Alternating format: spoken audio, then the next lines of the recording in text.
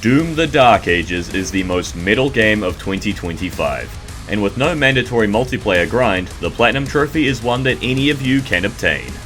Maybe. Stay tuned for the method I use to actually attain the glitched Berserker trophy, or jump to the timestamp on screen now. For everyone else, please enjoy my Platinum Trophy hunt and game review. I was excited for Doom the Dark Ages from the moment it got announced. I mean, how could I not be? I've been a fan of the Doom games since 2022 after playing both 2016 and Eternal to completion, and this is the goddamn Doomslayer with a fur cape. Then the hype just kept building. He's got a gun that uses crushed skulls as ammunition. He's got a shield that's also a chainsaw. He's got a parry mechanic. He's got a flail. He's got a mech. He's got a motherfucking dragon. It was like this game was specifically made to target the happiness generators in my brain. I watched the trailer and gameplay sizzle as a near daily ritual. If I was at work having a bad time and I needed a mental pick-me-up, I'd watch the Doomslayer ripping and tearing, feeling the building anticipation for May 15th when I'd finally get my hands on the game. I even pre-ordered the collector's edition. I had no doubts in my mind regarding this game. I even defended the game online against the absolute stupidest criticisms imaginable. I'm always happy to do my part to help the cause. When the time finally came and I got my hands on this game, I was not disappointed in any way. This game is a masterpiece, and the statue I got was pretty fucking sick. Doom the Dark Ages presents a very different gameplay loop from Doom Eternal, but that's completely fine. We knew that was going to be the case from the gameplay sizzle. In Doom 2016 they asked us to run and gun. In Doom Eternal it was jump and shoot. In Doom the Dark Ages you have to stand and fight. And that's just what I did.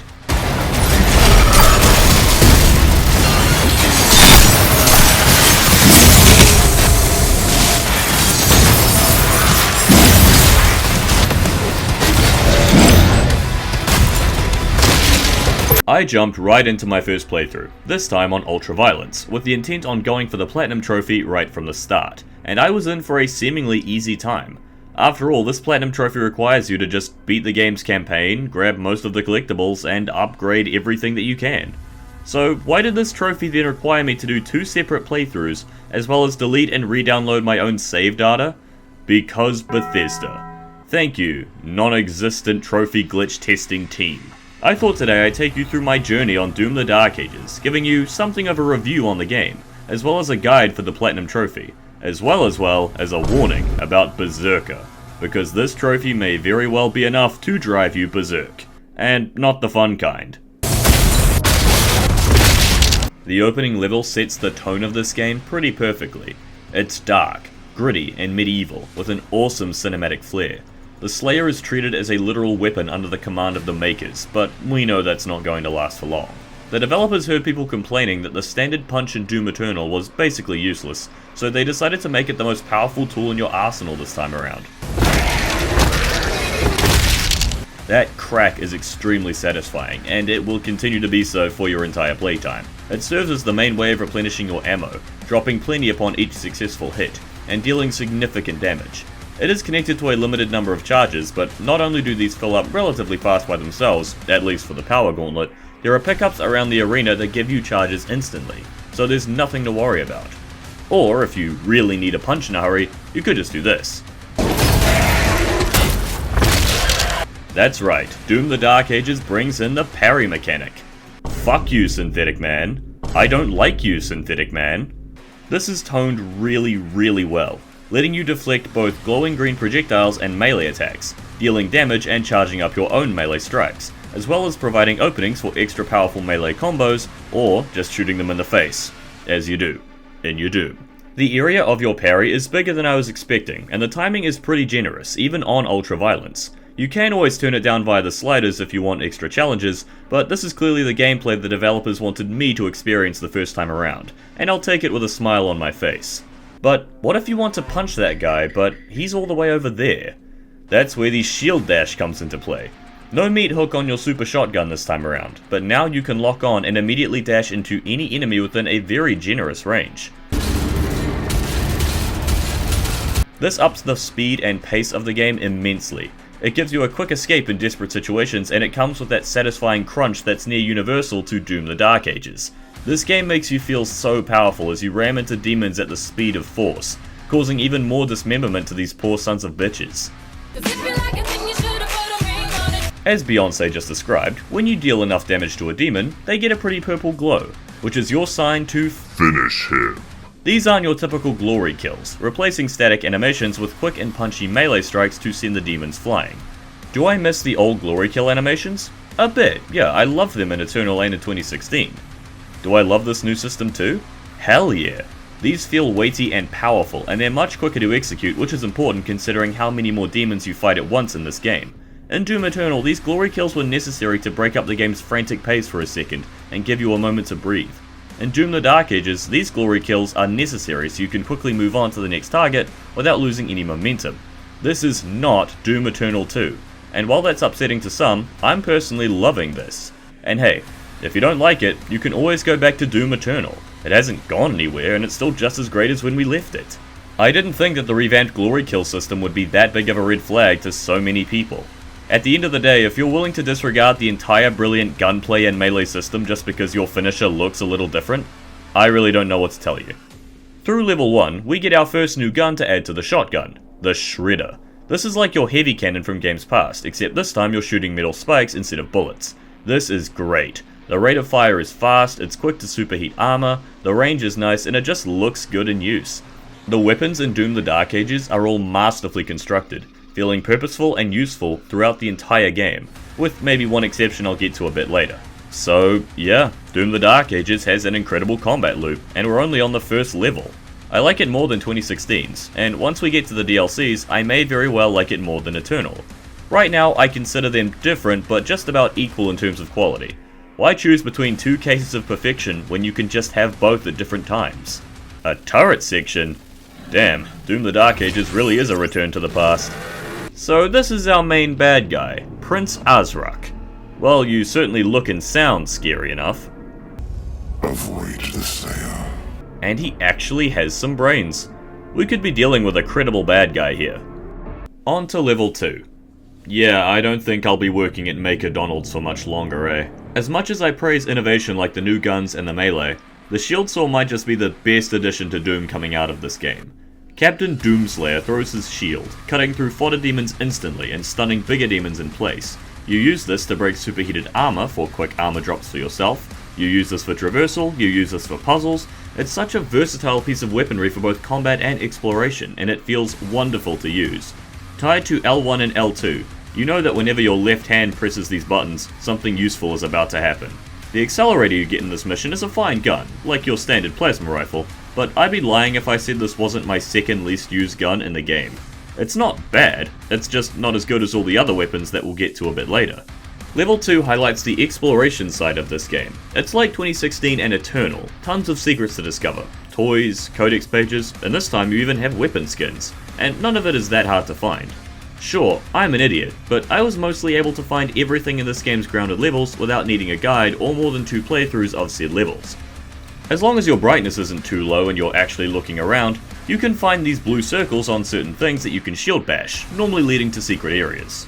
Most of the secrets are actually hidden in plain sight just behind locked doors, and the minimap will normally tell you how to get to them by going through alternate routes. As long as you prioritize finding the secret level keys first, you'll clean up the collectibles trophies pretty easily.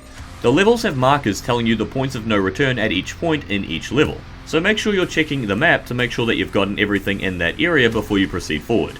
On that note, auto map is enabled by default this time, showing off the location of every secret within range without the need for investing your upgrade points first, which is a trend I hope continues forever. So aside from your codex pages and your toys, what will you be collecting in this game? Probably all of these upgrade materials.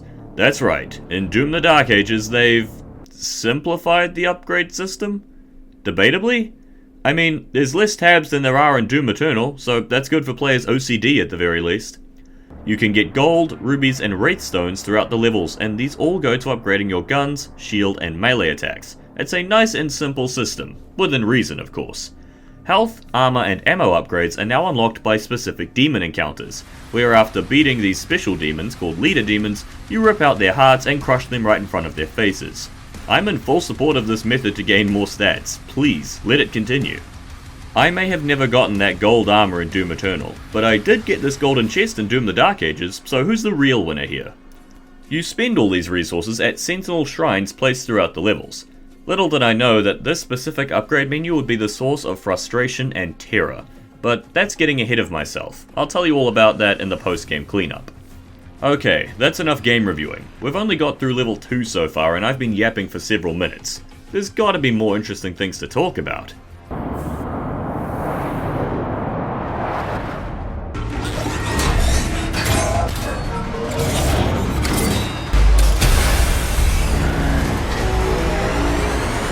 Oh, hell yeah. After 2 games, we finally get to pilot one of the Atlan mechs. It feels awesome. You see the environment crumbling around you as you run, crushing soldiers, demons, and tanks underneath your feet like they're nothing. The mechanics are simple, mainly just dodging attacks, hitting, and then timing your special moves, but it feels good to feel good, so I'm perfectly happy to play as the big robot guy.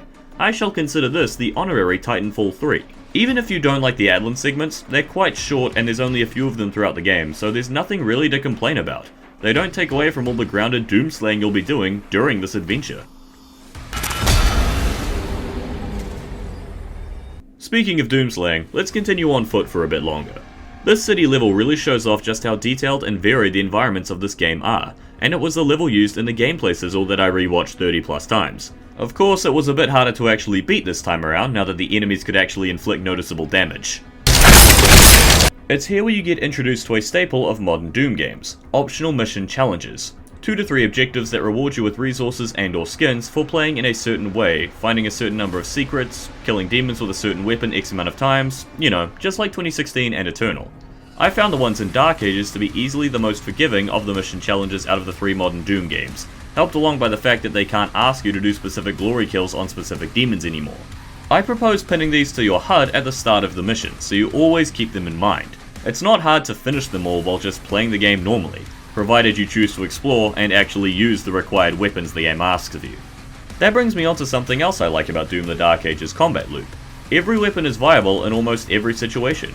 Sure, there are times where a close-range heavy hitter like the shotgun or super shotgun is most optimal. Plasma shields require plasma weapons to tear apart, and sometimes you'd be better off using a wide-range weapon like the pulverizer. Oh yeah, the pulverizer. You get that in this level. You know, the gun that uses crushed skulls for ammunition. Fuck, that's the most metal concept I've heard in a long time, and I am loving this thing. I found there was a lot more freedom in the way you approached encounters with your weapons as opposed to Eternal. If you want to pick your 2 or 3 favorite guns, you can probably make your way through the whole game just by using those. I think this is good, or at least it appeals to me personally. If I want to play Eternal's system of constant quick swapping and specific tools for specific problems, I will just go play Doom Eternal. I'm happy to embrace the new system that Dark Ages presents to us as I make my way through this journey. But of course, there is more to said journey this time around than just the Doomslayer, and there's even more than the mech.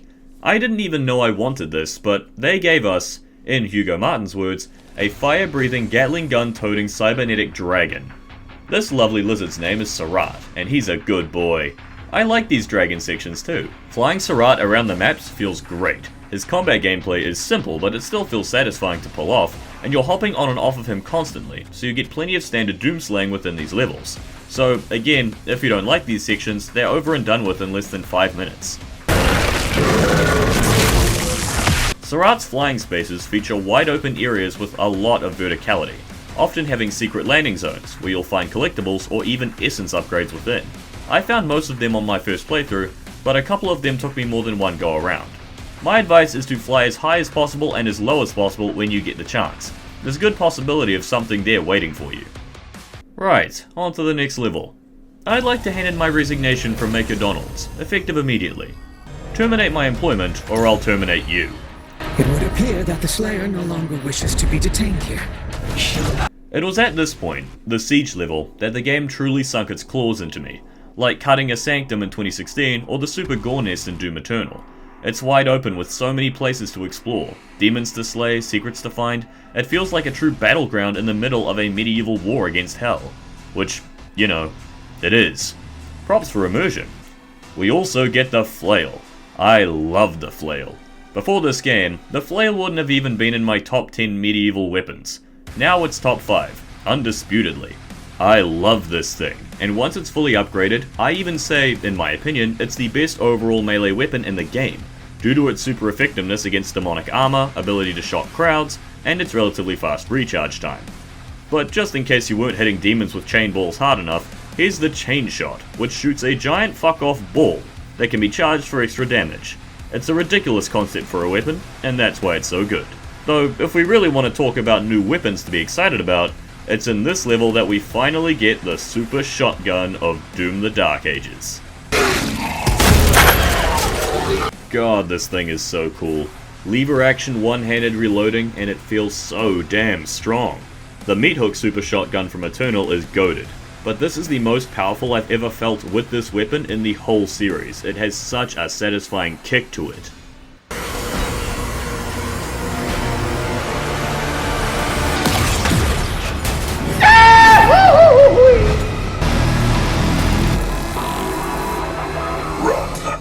Oh shit, he spoke.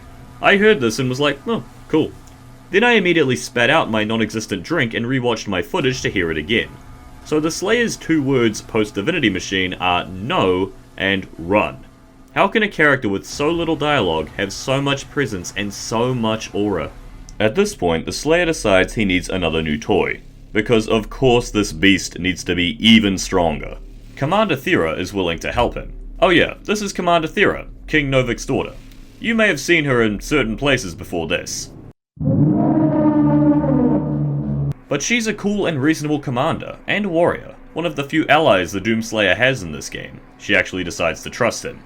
She's my favourite new character in the game, besides Serrat the big friendly dragon. After fighting through the spooky forest and clearing out an ancient mine, Thera uses some spooky wraith magic and the Doomslayer gets another sick new ability, Shield Runes. You get the first one for free, and you'll acquire 3 more throughout the game. You cannot miss them. Upon parrying certain attacks, your shield will now do things to enemies, such as causing ground quakes, bringing down the lightning of God, summoning a badass mini shoulder turret, or just unlimited blade works. I love these things, and honestly it's hard for me to pick a favourite. I could take any of them on any given day, though Ground Fisher is my least used one. Remember to put your upgrade points into these too, you need to max out all of them for trophies. Oh, and just as a side note, you're still obtaining new guns throughout the missions. There's 11 standard guns in total. I just don't have the jokes or fanboying for each one, so I've stopped pointing them out. But they're all really good. Probably my favourite roster of weapons in a modern Doom game. It's a toss-up between this and Eternal. If I had to give a quick list of my favourites, I'd say that they're the Combat Shotgun, the Super Shotgun, the Impaler, the Shredder, the Pulverizer and the Ravager, the Chain Shot, and the Rocket Launcher, and the Cycler. That's most of the weapons, come to think of it. I told you it was a really good lineup. And there's also one more weapon, but that's a surprise tool that'll help us later. The Slayer has fought demons. He's fought angels. He's fought himself. And now he fights the ultimate evil in the world. Hentai. We drive it back to the land from whence it came, but it's still Thera. I like Thera, so we're getting her back. So we need to wake up a slumbering god in order to travel to the hentai realm, huh? Well, Crocodile Dundee evidently disagrees with that mission. The Komodo is the hardest of the 3 super heavy demon bosses, but he's a fun kind of challenge.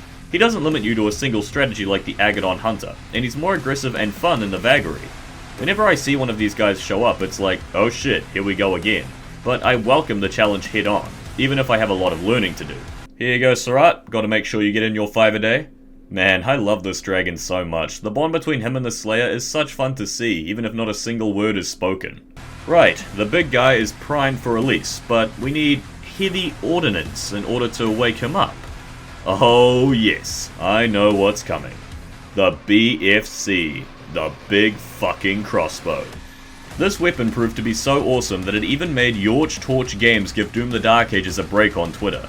That's unusual praise to give a weapon, but the BFC fully deserves it. This thing is awesome. I didn't use it too much, part of my conditioning from Doom Eternal to not abuse super weapons, but whenever I did, it made a hell of an impact. It's got a trophy associated with it, rightfully so. I nickname my super weapons the Problem Solvers, and the BFC is the most problemist solverer of all.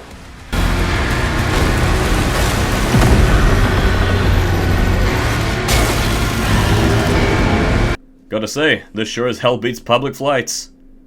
Wow, Apocrypha's looking a bit different after 12.5 years away. So this is the elusive doom-spiked mace that Hugo mentioned. I wonder if it lives up to the hype. Oh, fuck yeah. The Dread Mace is beastly, being the highest damaging melee weapon in the game, completely refilling your ammunition upon successful strikes, albeit with a large cooldown to balance it out. That being said, if you can master your parries, this thing will let you absolutely destroy large demons, so it's more than worthy to be added to your collection. Gotta say, I didn't expect to be Vord, but it happens to almost every badass action protagonist, so I shouldn't be overly surprised. You know, too much iron in your body is considered bad for you. Oh god! This is why you're meant to wear insulated boots before touching a live wraith spirit.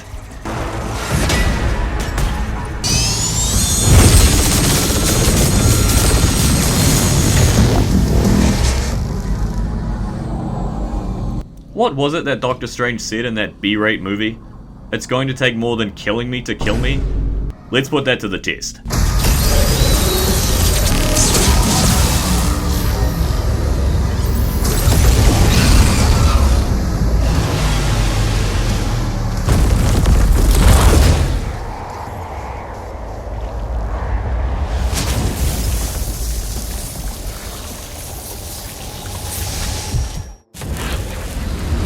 They are rage, brutal, without mercy.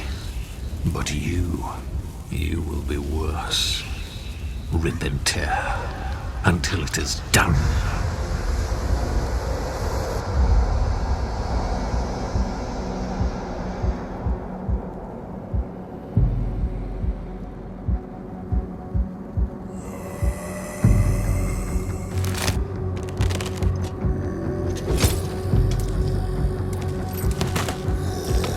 They took Too Angry to Die and made it into an actual story moment. I love it. Undead Doomslayer was not on my checklist of things to see in this life, but I immediately scribbled it in upon seeing this level. Payment required. Do you accept payment in headshots? Well, he's not saying no.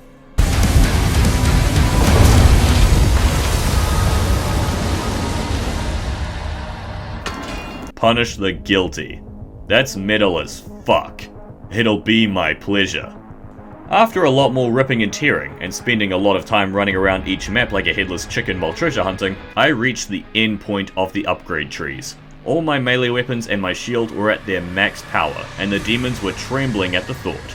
This close-up combat is my new favorite addition to the Doom Dance, and it's now as good as it'll get until the DLC. So, what's the issue here? Well, where's my Berserker trophy?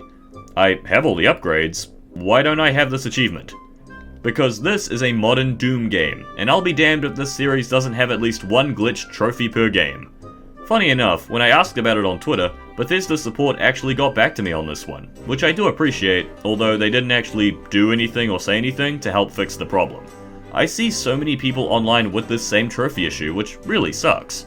So, what can we do to fix this? At the moment, nothing. But don't worry, I have a plan that will actually work. After all, I do have the trophy for proof. If you're just here for that, skip ahead to this timestamp. As for the rest of us, from this point on in the game, you're basically done with trophy hunting specifics. Doom the Dark Ages lacks trophies for specific situations, like 2016 and Eternal had. It's solely a platinum trophy based on completion. As long as you find the codex pages and toys in every level, and slay every demon that gives you an essence upgrade, you'll be completely fine here. So, seeing as I can clean up all the ones I miss later, and Berserker won't unlock until I execute my plan, let's just sit back and enjoy the game. What a novel concept. I never thought that this fat fuck would be a better boss than half of the existing Doom roster, but here we are. A fun bullet hell style fight against a truly hateable enemy. The difficulty is perfectly balanced, and it doesn't suffer from any noticeable jank. Oh, and the finisher is fantastic. Rarely in this series has a cutscene kill felt so visceral and so satisfying. Oh no, guess Cthulhu came back for round 2. This is the only proper Atlan boss fight in the game, and it's honestly pretty great. The old one brings an active threat, combination attacks, and a brilliant amount of spectacle. Sayonara, Vilgax. If you ever feel like round 3, feel free to come back and take me on again. Alright, you pale demon motherfucker, let's dance. Small spoiler for my upcoming boss ranking, but right now I believe that Ascended Azrak is a top contender for the best boss in the Doom series. He brings a compelling one-on-one duel without the need for respawning zombies. He keeps the pressure on you, he attacks you in varied ways. He's a fair challenge, and he feels like a genuine threat to the Slayer in terms of presentation and story stakes. Well, he did up until this moment. Then he seemed like a walking target.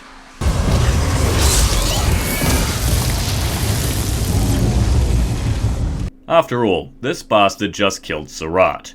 Aside from my excitement over getting to use all the new awesome weapons throughout the game, this dragon's death was the strongest emotional reaction I had to Doom the Dark Ages. We fed him an arm once, we gave him a pat, he was like family. Well, remember what happened last time the demons killed one of the Doomslayer's pets? This isn't going to end well for Azrak.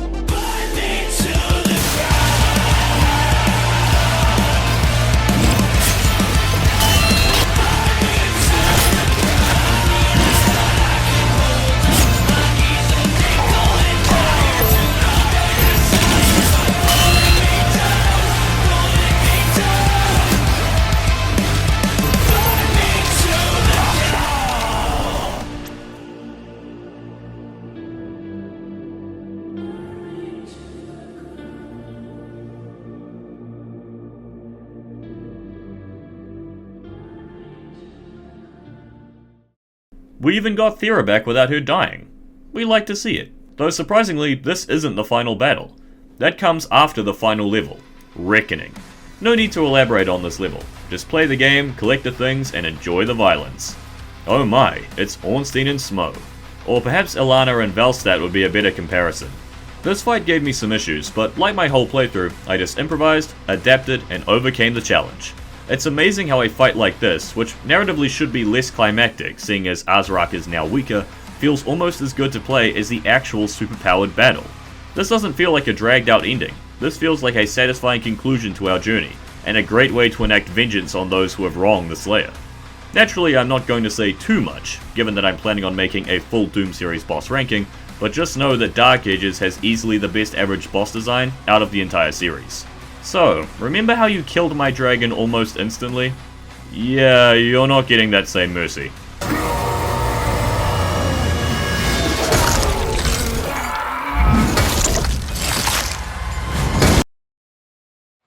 And just like that, it's all over. Well, not really. The Doomslayer is ready to continue his war against Hell all the way to Doom 2016. And if he's going to continue his fight, so are we, because we're not actually done here. Collecting the final toys is a pleasure because they're cute, especially Serrat. I only got his collectible after I'd already finished the game, and seeing this animation, oh man, I'm gonna miss him. The codex pages were just as easy to pick up, and while I was doing this, I was working towards Gunpletionist. I collected rubies and wraithstones that I'd missed throughout the levels, upgrading all of my guns to max power, and I made sure to focus on the mastery challenges. Basically, once you upgrade a gun to full power, you get a mastery challenge, which requires you to use it in a certain way, and once you've completed that challenge, you get a sick looking golden skin. Admittedly, my gameplay didn't look the greatest here because I was hyper-focusing on weapons that aren't my favorites, and I'm playing in a way to specifically obtain the mastery challenges. But I can handle that shame, because having this golden trophy makes me feel a lot better. And it's done. Every single trophy in Doom the Dark Ages is mine. Aside from one. That damn Berserker trophy. I was briefly considering leaving it for another time, but fuck that, I've waited for this game for months. I saved that number 40 spot on PSN profiles specifically for this game. So with no trophy patch in sight, how can you get Berserker? Well, let me explain. Step 1. Make sure I have PlayStation Plus with online cloud data for Doom the Dark Ages. Despite rising membership prices, I've been making this sacrifice for years. Step 2. Delete my console save data. This automatically disables autosync between the cloud and the console for this specific game, and that's a very important fact. Step 3. Begin a second playthrough of Doom the Dark Ages on a modified easy mode save. Yep, just like Doom 2016, we're speedrunning this playthrough to attain special power-ups in a single run because Bethesda doesn't double check their trophies to make sure that they're glitch free. You can't actually blitz through this game though, because we need to attain enough gold and rubies in order to buy every single melee and shield related upgrade all at once. This means I need to do mission challenges and thorough exploration, all while suffering through only having a base level of punching strength. But I'm playing on easy mode, so this isn't going to put us in danger. And after playing through the game once, I was able to find everything much quicker this time. I was able to obtain everything I needed by mission 16. I briefly terrified myself here because I started upgrading my skills in mission 15 after getting the mace, but I discovered too late that I didn't have enough gold to get everything just yet.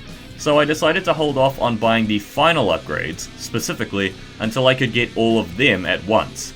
After a bit of grinding, I bought the final shield base upgrade, the final upgrades for every shield rune, and the final upgrade for every melee attack, leaving a few seconds in between each purchase. To my great relief, it worked. I got my trophy and the platinum trophy unlocked right afterwards. Damn, that feels good. Platinum number 40 in the bag, and it's on my favorite game of 2025. Assuming the French don't have anything to say about that in the coming months. And finally, re-download your save from the PlayStation Cloud. This got me back my fully completed save file, and I get to keep the trophy. Overall, I see this as an absolute win. A bit of a hassle to be sure, but hey, at least I managed to get the trophy, and I hope this method manages to work for all of you guys out there who are still seeking this thing. Doom the Dark Ages is a triumph. It's a rare case of a big Western game fully living up to the expectations people had for it. People can debate over the glory kills, the game speed, and all the other crap they want, but I am solid in my utter adoration of this game. It's just what I needed at this time in my life, and it was an absolute pleasure to complete. Sure, the glitch trophies are frustrating, but I found a workaround, and I didn't even end up losing anything in the end, so there's no real harm done. That being said, I'd have perhaps liked a few more unique trophies here. You know, ones that make you do fun or goofy things throughout the game, like in Doom 2016 or in Doom Eternal. Though, I suppose having to delete your entire save file in order to get Berserker does qualify as pretty goofy. Oh well, there's always the DLCs. Fundamentally, I give Doom the Dark Ages Platinum a 9 out of 10, a difficulty rating of your choice out of 10, and the game itself gets a full 10 out of 10 from me. I love it to pieces, and I'll be ripping and tearing for months to come. Bring on the DLCs! Thank you everyone for watching today's video. I told you guys I wanted to bring back more frequent uploads, and I hope this was satisfactory. As for what comes next, well, you can always check out my handy community tab for that, but I think I'll summarize it here. My 42 Platinums video will be coming out well ahead of schedule. As of recording, I only have 2 Platinums left to get for the total, and I see no reason to delay the video longer than necessary, so expect that video sometime in early July. After that, expect me to make a video on Expedition 33. I've heard nothing but universal praise for that game, and I'll be playing it for the first time next month. I bet I'll be happy to cover it to no end. Unless I somehow end up hating the game. Don't let me down, French people. After that, I'll be working on multiple projects again, like a Skyrim trophy hunt with the Doom theme, and another Yu-Gi-Oh! Archetype analysis to add to my growing collection. Now, regarding the results of my community poll, you guys apparently want a full Doom series boss ranking, and I will do so. However, I've made the decision to wait until both DLCs for Doom the Dark Ages have come out. No reason to make the video early, then do a small supplementary video later on just to include 1 or 2 extra bosses. Don't worry, I promise to make it worth the wait. But enough worrying about the future. I'm content to just live in the moment for a little bit longer. Rest assured, the MattTGM channel shall continue as normal, or at least whatever constitutes as normal for me these days. If you enjoyed the video, please leave a like and subscribe to my channel. I'd like to pull off the impossible and reach 4,000 subscribers by the end of the year, but that's going to be down to the support of the wider world. So, if you liked what you saw, why not stick around for more? And if you think that I've earned it, consider checking out my Patreon for sneak peeks of videos, your name in the credits, special voting powers, and perhaps a little bit more. With all that said, I think we're done here. Thank you all for watching, I'll see you all next time, and always remember, rip and tear until it is done.